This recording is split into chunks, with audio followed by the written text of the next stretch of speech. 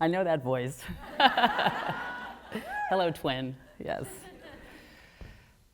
Many years ago, I stood in my kitchen, feeling empty and depleted.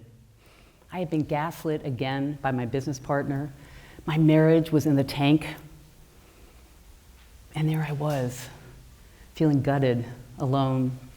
It was so inconsistent with what you would see from the outside. By all appearances, I was happy and successful. As a mother, a wife, a CEO, a scholarship athlete, a Pac-10 champion, a black belt, a mentor, an activist, I had learned how to be successful according to the expectations of society, my family, and others. Through these actions, I learned how to place everyone else's needs ahead of mine, all in the pursuit of success.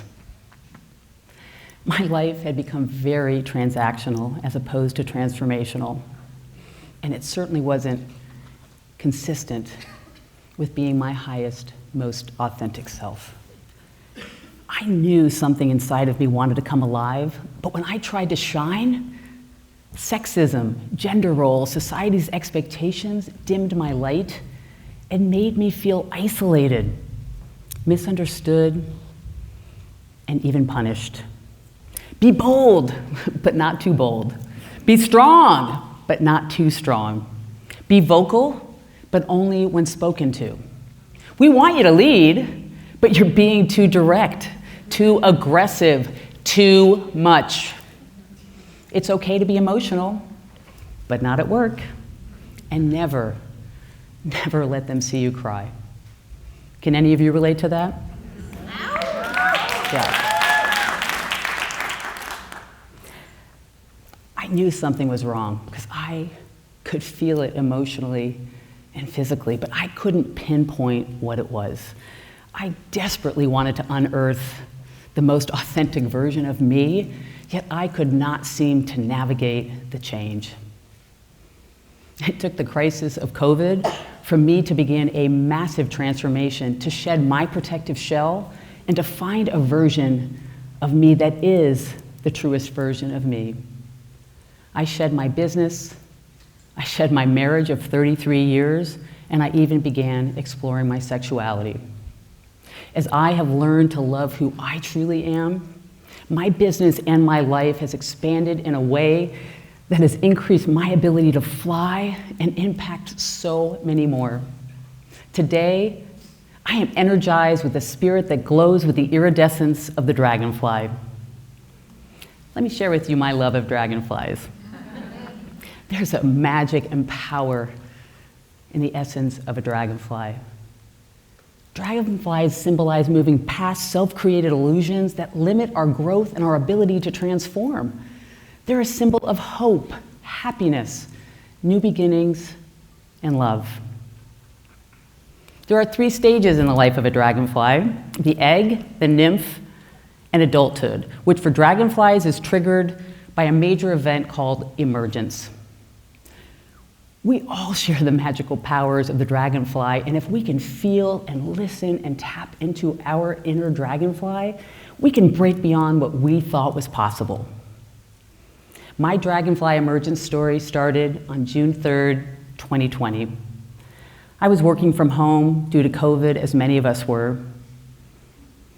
The news cycle was consumed with the civil unrest in this country following the murders of Ahmaud Arbery, Breonna Taylor, and George Floyd. But it was a beautiful morning at the Vineyard, and I started that day, like most days, with a warm cup of Nespresso. And it was a great morning until I opened my laptop to find a totally unexpected and threatening email from the largest investor in the winery group that I was a major owner in and president of. And while the email was sent to the 4 executive team members, myself and 3 guys, it was only addressed to me. And it said, "Dear Jill, how dare you post a Black Lives Matter post?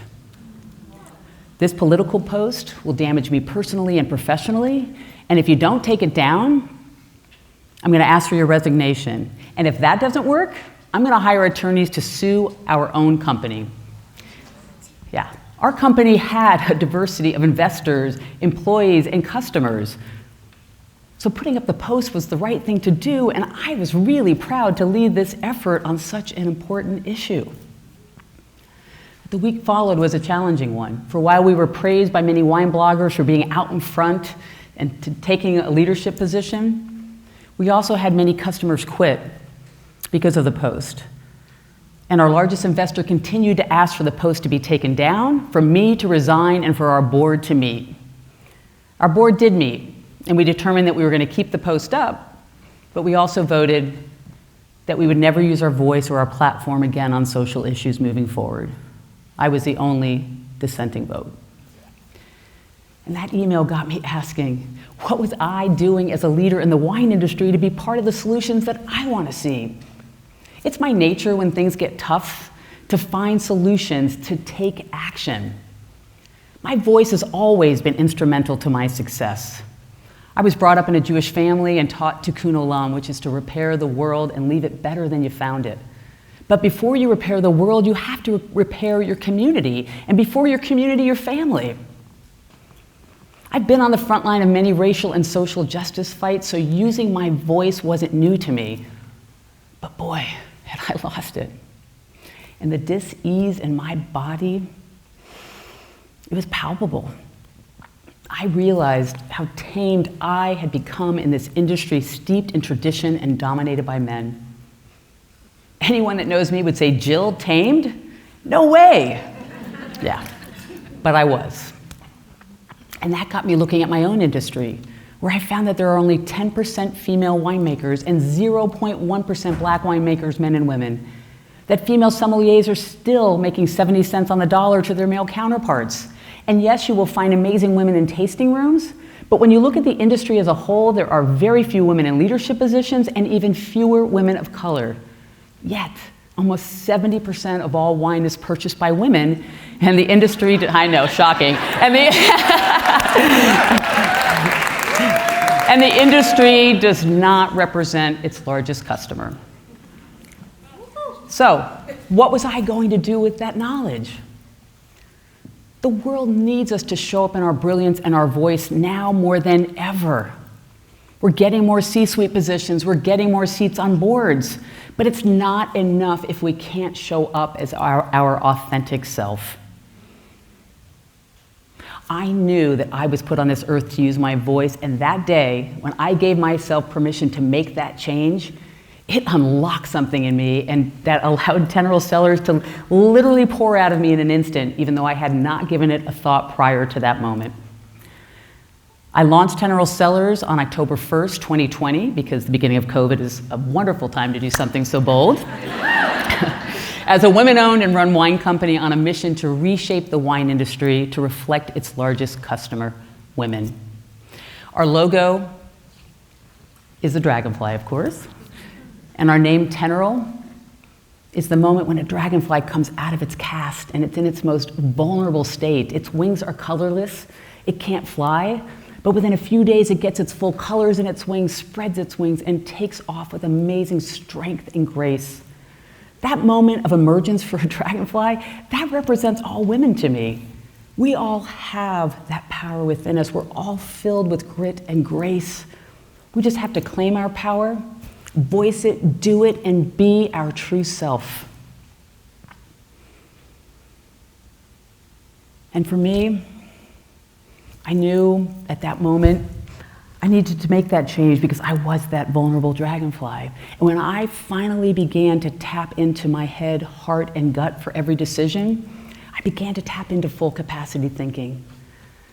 Old operating systems say that brilliance comes from just using your head, that we shouldn't use heartfelt emotion or our gut instinct when making decisions. But we all in here know how powerful a woman's intuition is. They don't call it a man's intuition. Right? I don't think I have anybody that's going to disagree with that in here. And if we're going to create more inclusive communities, we can't leave our heart out of it. Our heart is the center for all emotional connection. Science actually tells us now that our head, heart, and gut are 3 legitimate brains, and that our gut fires first. Our gut tells us so much important information that we need to know. However, we often don't pay attention to our gut feeling. I knew for me that leveraging the power of my 3 brains would allow me to be in alignment and integrity with my highest self. And that was the way forward for me to achieve my personal and professional mission of elevating women and inspiring change. Operating in my dragonfly wings is how I am disrupting the wine industry to represent its largest customer, and how I am igniting the change I want to see in the world for a future that is more equitable for all women and those marginalized.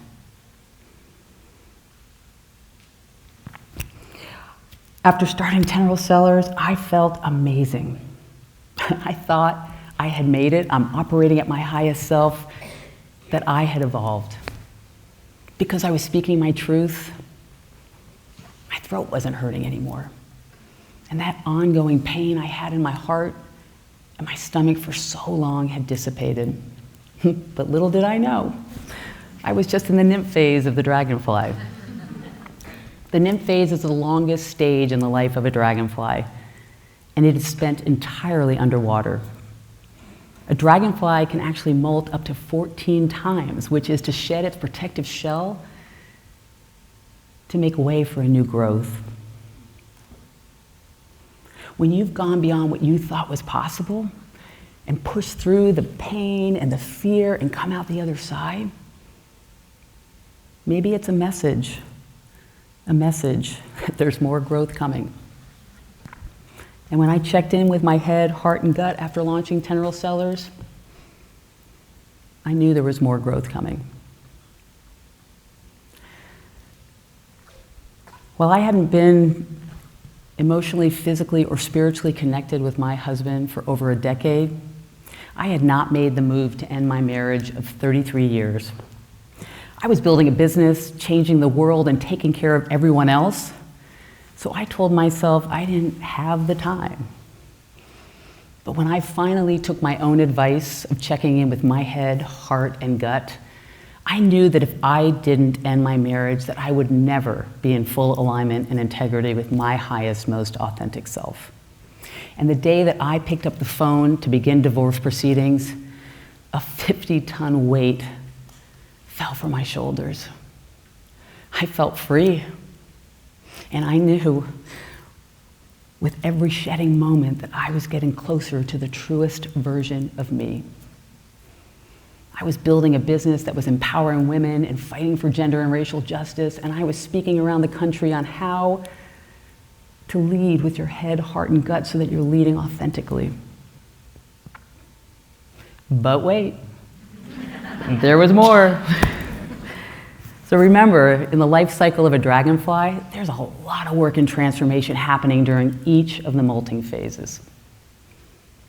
Once my marriage was over, I ached for a relationship where I was truly seen, heard, and valued.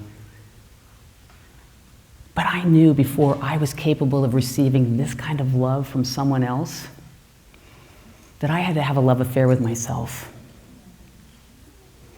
I had to do the work so that I could learn to love me unconditionally with all of my imperfections, cellulite, scars, trauma, and all. Cellulite, yes. I love my cellulite now. It's part of me. So I began a daily practice of Kundalini yoga, which taught me how to move my chakra energy, how to get grounded, and to get things flowing. And through meditation, I learned how to observe my feelings without judgment, and how to be present by learning mindfulness. These daily rituals shifted my focus toward my deepest needs. But I know from doing the work that you have to break down to break through, and I so badly wanted to break beyond what I thought was possible. I had checked in with my head, heart, and gut on my marriage and my business, and now I needed to know what true alignment felt like for me. For everyone, the path to self-love is a unique journey. For me, I know from working with Reiki healers that as an empath, I was taking everyone else's emotions in, and there they stayed, without letting them flow out of me. In fact, I wasn't feeling my emotions at all. I had put up protective barriers and had no capacity to feel my own stuff. I had to learn to let other people's emotions flow through me so that I could then begin to process and feel my own emotions. I had to learn to unlearn. And I had to learn to sit in stillness, which can be really uncomfortable and painful. But that work allowed me to find my true self, free of society's expectations and gender roles. The real me was open to being seen, heard, and valued. I was ready to receive the love that was meant for me. In my case, that happened to be with a woman. But for you, the shedding, healing, and love may look differently. I was so busy conforming and out of touch with what really made me feel alive that apparently I was the last one to know I love women. No joke. No joke. True fact, true fact. Now, I want to share with you a completely different kind of shedding experience that I've experienced. I was carrying so much trauma in my body that when I began to truly love me late last November, I began shedding emotionally and physically. When I finally started focusing on my needs and what I really wanted, that freed up the excess baggage that I have been carrying around my entire life. On the emotional side, the sharp edges turned soft. The fight was replaced with love. And finding my true self helped me find my true people and my true voice. On the physical side, I've literally shed over 55 pounds without even trying. But here's the thing. What excites me more now than ever is that I know I'm not done with my transformation. With each layer that falls off of me, I am finding new and beautiful aspects of who I am on this journey called life. If I can have this kind of transformation in such a short period of time, imagine what's possible when I continue to do the work and I check in with my head, heart, and gut to make sure that I am remaining true to me. For me, life isn't about living up to everyone else's expectations anymore.